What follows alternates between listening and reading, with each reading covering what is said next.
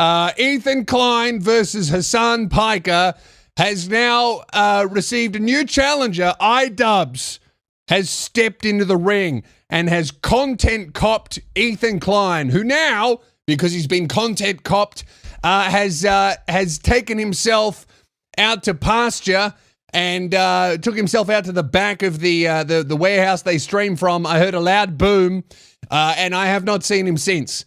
So the H3 podcast will now just be Ela Klein and Bibi Netanyahu mostly agreeing with each other. No, that's not what happened. Obviously not. But a man can dream. No. We wish everybody the best of outcomes.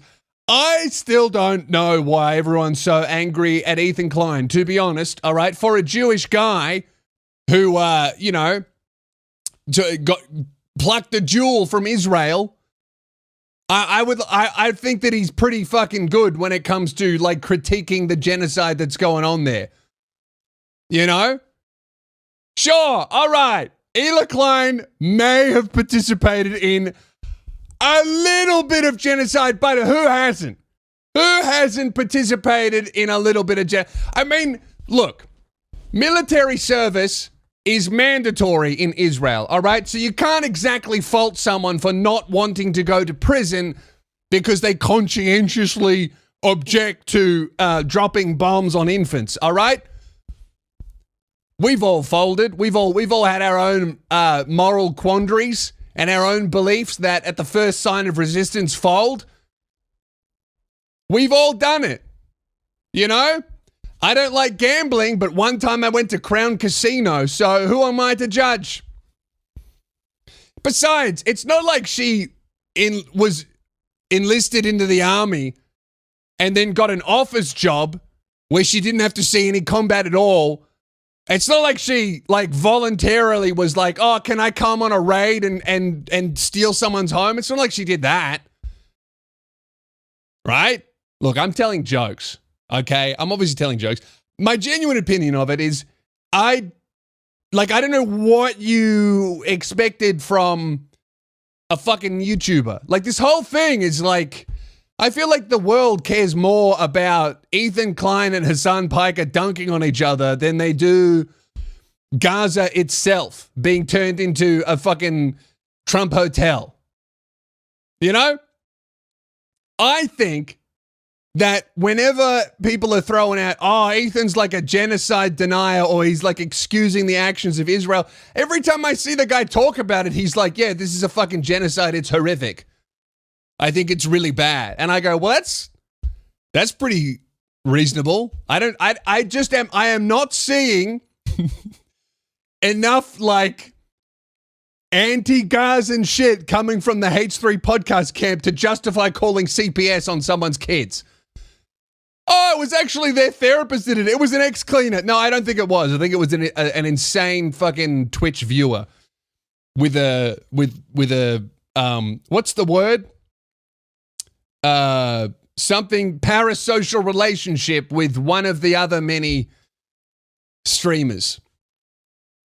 I just don't know. I don't understand what everyone is so upset with Ethan right now. I mean, he looks like shit. He probably should stop streaming and have a mental health break. Like the guy is clearly unraveling. But I don't know. I feel like if strangers were trying to get the state to kidnap my children, I might go a little bit insane. You know what I mean?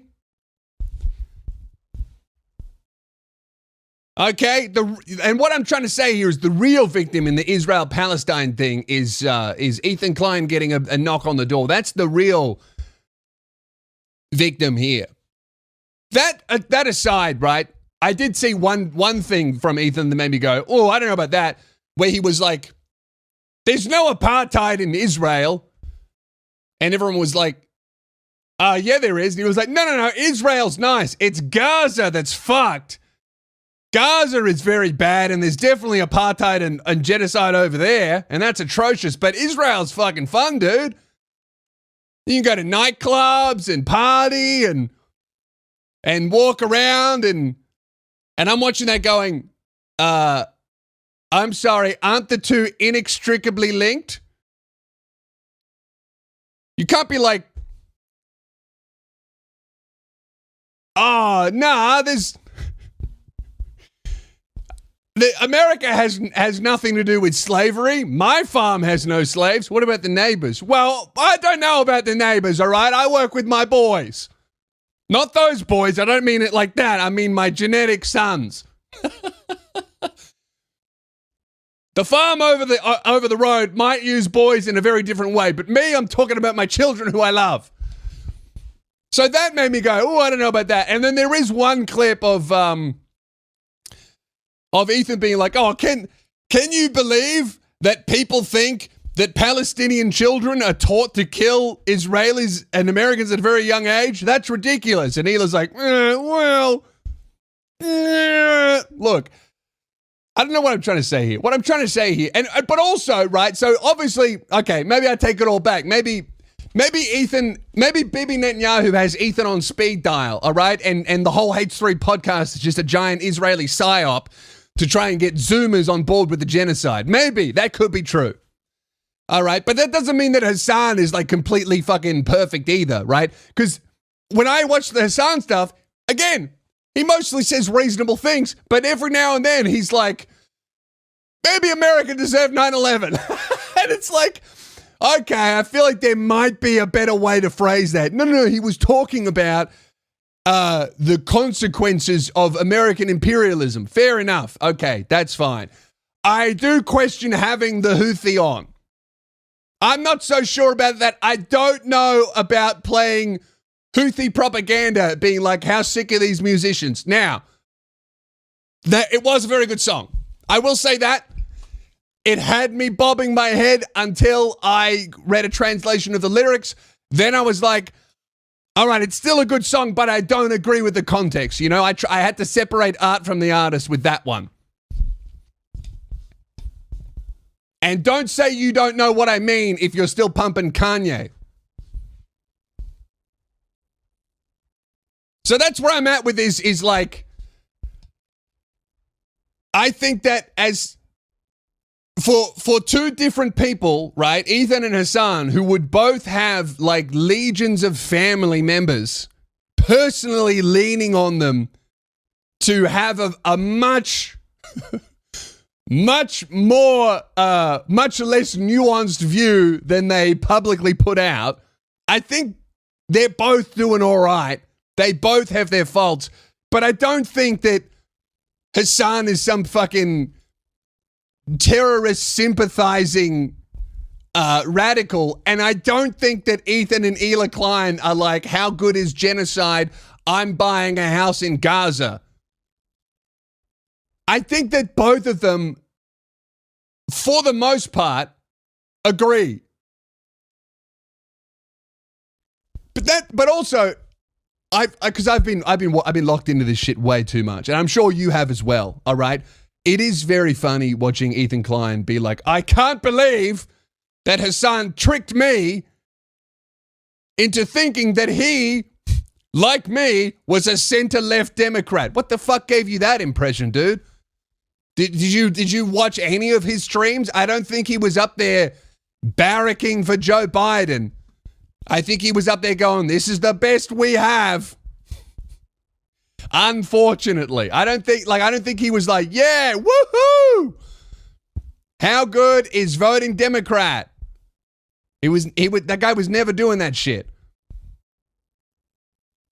And to say that Hasan is some great manipulator, he managed to trick you into making like 5,000 episodes about politics, and then one day you were surprised about what he believed because he pulled the wool over your eyes. It's like, what am I supposed to believe, that Hasan Piker managed to trick just you, but none of his audience? Because all of his audience seems to understand almost exactly what Hasan thought. But then Ethan's like, oh my God, I'm surprised. So either you're lying, Ethan, or you're a little bit retarded. It could be both. And then on the other side of things, it's like Hasan's been like, oh my God, Ethan's so obsessed with me. It's like, I see you both talking about each other just as much. And I do think that there are a bunch of little fucking orbiting cretins that are much smaller on Twitter, on Twitch, that have done and said some really horrific shit about Ethan, his wife, their kids, all this kind of stuff that has gone ignored. Which, you know, when you realize how close these relationships are, looks like tacit approval. Enter Idubbbz, who made a content cop that, look, it was all right. It was a YouTube video. I think that everyone disappointed by the content cop is actually coming to terms with the fact that they are no longer 15 anymore. You know, I'm sorry, all right? But it's time for millennials to accept that we are entering our cringe era. And none of the Zoomers think we're cool. And Gen Alpha don't even know who any of us are. All right?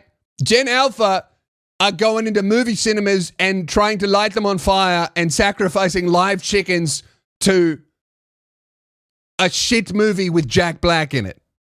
They don't care about the latest content cop like we used to. Like, we're 30 years old now. Some of us have a mortgage. You're not going to get as excited about a content cop as we used to. Those days are over, brother. And it has nothing to do with the quality of Ian's video. It has everything to do with the state of your life right now. You know, like I used to wake up in the morning and watch 20 minutes of Cheese TV to catch half a Dragon Ball Z episode interrupted by ads for toys that my parents couldn't afford. And that affected my brain so much and hyped me up so much that I almost got expelled from primary school for trying to go Super Saiyan on my desk. I still watch Dragon Ball Z. It doesn't make me climb desks and scream trying to charge up because I'm no longer 9 or however old I was. I can't remember because I failed high school because of Dragon Ball Z. It really is those damn screens. People are like, oh, this content cop sucks compared to the other ones. No, it's just compared to who you used to be. You're no longer fucking 16. And also, consequences and it just don't exist anymore anyway, you know? A content cop used to mean something, so did a Lou review. I used to drop a Lou review and it would actually fucking devastate people for 3 weeks. I would feel bad. Some of the Lou reviews I made in like the first couple of years, the subjects are still getting like who's that woman that I made the Sorry Susan, her book's on the fucking shelf. People still ask her about me when she does talks at schools about cyber safety. It's been like what? 10 years, maybe? That doesn't happen anymore because there's so much shit that gets pumped out daily. Content just gets forgotten about. The only thing worth putting like a huge amount of effort and time into making and consuming is live performance in real life. Not live streaming, but stuff you can go and see. That's where all my creative effort goes to is performing live. All right? Because it doesn't matter if you make a fucking masterpiece, like the best movie of all time, nobody sees it because they can't fuck a farm animal mid showing and get kicked out for a TikTok. All right? They're going to not see it because they know it's going to end up on Netflix or one other fucking streaming service.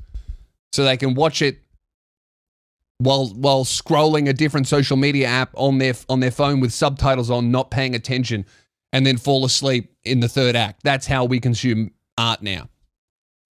So I'm not disappointed in the content cop because I understand that I'm no longer fucking 18 going, oh, what the fuck? He's in a sewer.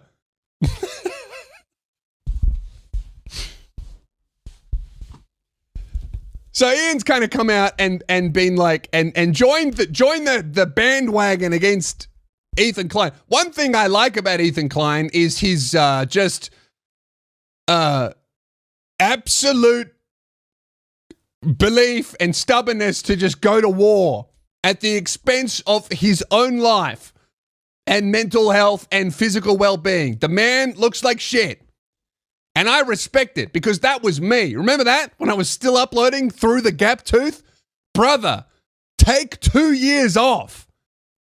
But I didn't, and he's not. So I have a great kinship with Ethan Klein. That and I used to be a drone pilot for the IDF. So there's a bit of loyalty there as well. But everyone's freaking out being like, "Oh man, the content cop flopped," because they like what were you expecting the content cop to be? Were you expecting Ian to do some fucking Julian Assange level espionage and hack into the Pentagon and find footage from Ela Klein's helmet cam of her kicking down a door and shooting a family of 3 in the Gaza Strip? What the fuck did they want?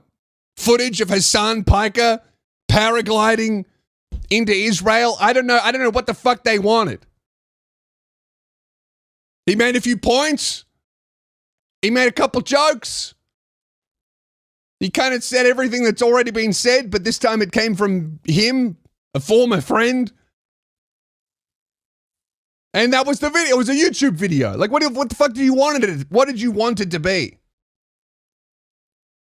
And then, like, all these people are dunking on Idubbbz because towards the end of it, he talks about the huge levels of harassment that him and his wife Anissa got, and he kind of empathized with Ethan and Ela, going, you know, I understand what this is like, and he cried, right?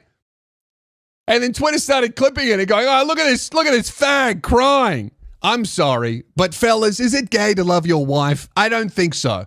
I thought it was quite beautiful and touching that he cared so much about his wife and how it affected her feelings that he was moved to tears.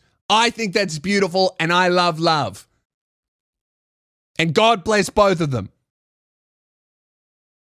It's always so weird to me when people when a man cries and then all of these fucking bros are like, oh, look at this fucking fag crying, he's gay. And then those very same people are like, whoa, my friend killed himself, now I'm going to do it.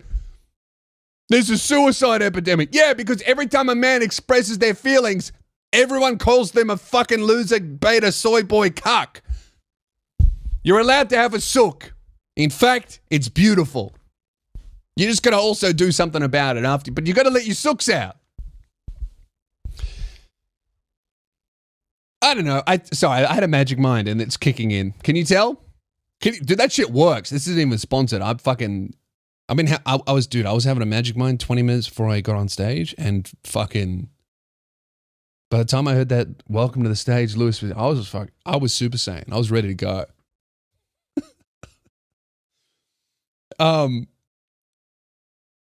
Yeah, I don't know. I just think that it's I don't know what everyone's so fucking upset about. Oh, the Jewish guy doesn't want Israel to be dissolved. Fuck, really? Oh, the Arab guy doesn't want Palestinians to be nuked in the glass. Fuck, no way. Hey, why don't we just fucking argue about this for the next 1,000 years? Maybe that'll solve it. Maybe, can we get another 1,000 years on this fucking debate over who owns this land? Someone needs to come along and be like, all right, well, neither of you are having it. Yeah, that'll solve everything. A third power being like, actually, it's my holy land. Why don't we get the Hindus in there? Hey, that's my holy land, and stop killing cows.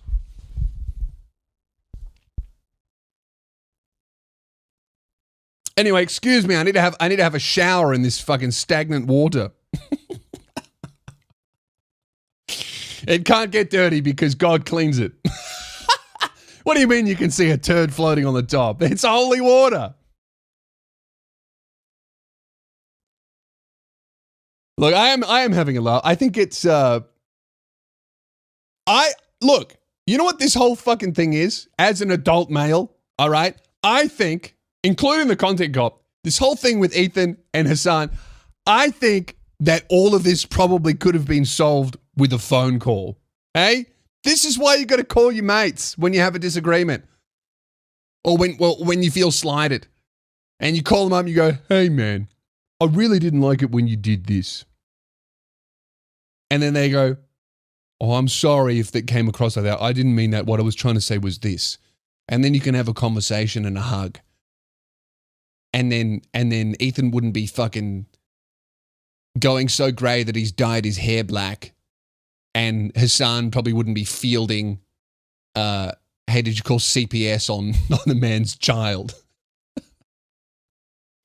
Which I don't think Hasan did. Like, it just would have been some nutter in the audience. You know what I mean? Just, you know, and that is a fucking crazy thing as well, because these two are like two of the most famous people on the planet. Like, and you're expecting both of them to be like in complete control of every single person who watches them. You know? I mean, that's fucking crazy. There are some crazy people out there. Like, you can't, once you get to a certain level of influence, all you can really say is like, hey, don't do bad things, please. But if millions of people are watching you, there's going to be some fucking baddies in there.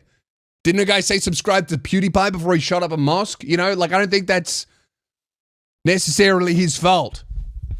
At a certain point, like if you're in a room with 10 people and one of the guys is wearing blackface, you probably should be like, hey man, wash off the boot polish. But if you're in a fucking room with 10 million people and there's one guy right at the back, you can't even see him because the lights are off, you might be off the hook.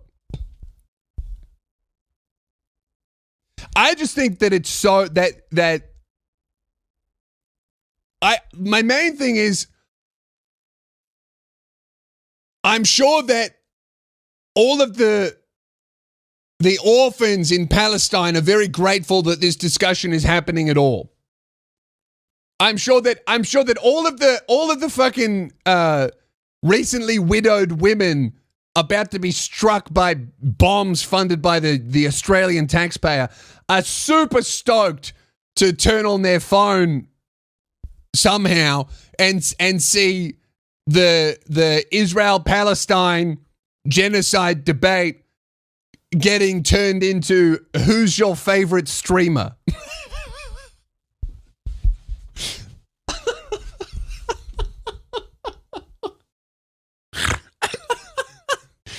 That's probably a good sign of the conflict being resolved very soon. Is that everyone got sick of watching the actual war. Now here's a fucking war I can fight in. The comment section of a fucking streamer and a YouTuber. I don't know why the fuck you would ever want to be a streamer. It looks like the most mentally damaging influencer job there is. Johnny Somali's going to go to prison in Korea for the rest of his fucking life for 10 viewers. Because he streamed for too long and it turned him insane. Ethan Klein has gone for black hair dye and has gone a couple shades too dark because he's gone even more grey than I have. And he's fucking, his Tourette's has gotten so bad, he looks like the guy from Back to the Future doing his fucking podcast and seems to be doing a lot of sniffing. Hasan looks great. I'm going to be real. Hasan looks great. I don't know how he does it. He seems to be very mentally balanced and healthy. He seems to live a happy life. He's got a good relationship with a lot of women. He's incredibly good looking. He seems to be very physically healthy, and he dresses well. I got nothing. I don't know. He must have bodies in the basement. I don't know how the fuck he's managed to do that. He seems to be the only streamer that doesn't look like absolute horse shit all the time from streaming. Some of the women are able to do that. Women are the only ones who are able to do that. You know why? Because women look after themselves. They actually understand how to take care of themselves. We don't do that. Men don't do that. We just go self-care day, more like a fuck gay day. I think I'm going to go back to work, and then we drop dead at 55. That was me. I don't do that anymore. Because I got gender reassignment surgery and I'm fucking gay now. I look after myself.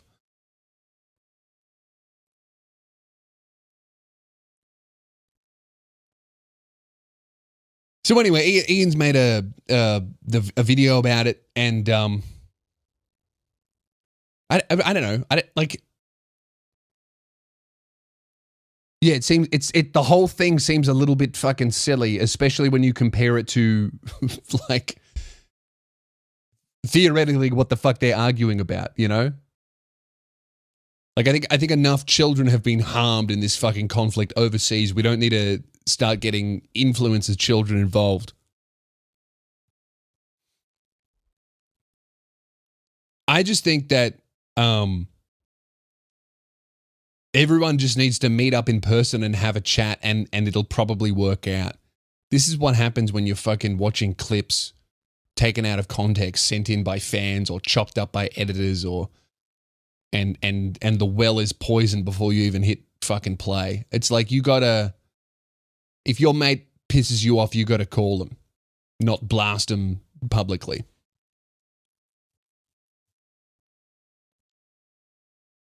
Because, you know, Ethan and Hila's whole thing is like, oh, we defended Anissa when the entire internet was attacking her for doing OnlyFans, which I thought was really gross. Not attacking Anissa, I mean defending it. No.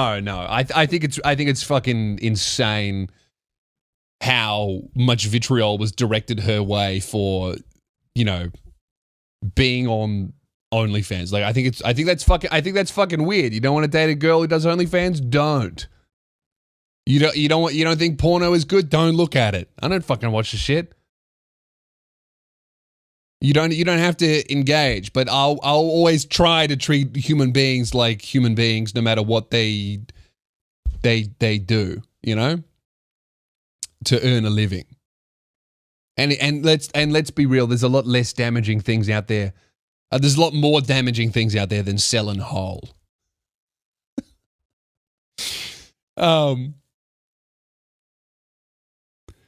And, you know, Ethan was like, oh, we defended you when that happened. And that is true. But then Ethan's like, oh, your fucking editor said all this horrible shit about me and my wife and my family, and you didn't say anything. Bro, I think we all know and we all fundamentally understand that YouTube editors are bad people. And they're actually some of the worst people on earth. I mean, if you knew what Keelan gets up to in his spare time, and we know a little bit of it. I mean, some of the live streams he did on Skid Row when he was in America, I don't know how he managed to get out of the country without being arrested. Thank God that Donald Trump is president right now, because Keelan's actually, he doesn't live in Canberra. We've been saying that. That's actually not true. He's actually being paid by Trump to just tranquilize homeless people and relocate them to democratic states because Republicans think it's funny. And there's actually a series of videos that Keelan's working on right now, which you can see they're on my Patreon right now, of him actually tranquilizing homeless people, moving them to Democrat states, wealthy Democrat suburbs, and they wake up and they're bewildered, and they actually wake up and tied to their ankle is a plastic bag full of fentanyl. And that's just like a little starter pack to get them dealing and selling. And that's actually an idea that Keelan had. And these are the types of evil ideas that come from YouTube editors' heads. We all know that they are some of the worst people on earth. So I don't know why you would ever be upset that a YouTube editor said something bad. We all know that they are bad people. That's why they're YouTube editors and deserve less. But also, I don't know. I don't see fucking every single person's tweets that I know. Although I do think that if a guy I used to work with was blasting out mad shit about one of my friends, I probably would see it. And I think that I would go, I don't agree with this. At least privately to my mate, I would go, I think that's yucky. I don't believe that of you. Maybe I would publicly too. I don't know. It depends what was said. I feel like if what that guy was saying was being said about my friends and it wasn't true, I'd be like, yeah, that's fucking, I would at least say it in a podcast. I'd be like, I don't know that guy. But yeah, but you know, like, this is a phone call. Like, I don't know why I'm watching fucking hours and hours and hours of people in their mid-30s screaming gossip about each other that all could have been resolved by them fucking getting on a phone call and being like, did you mean that? And then the other person going, no, sorry, it came across wrong.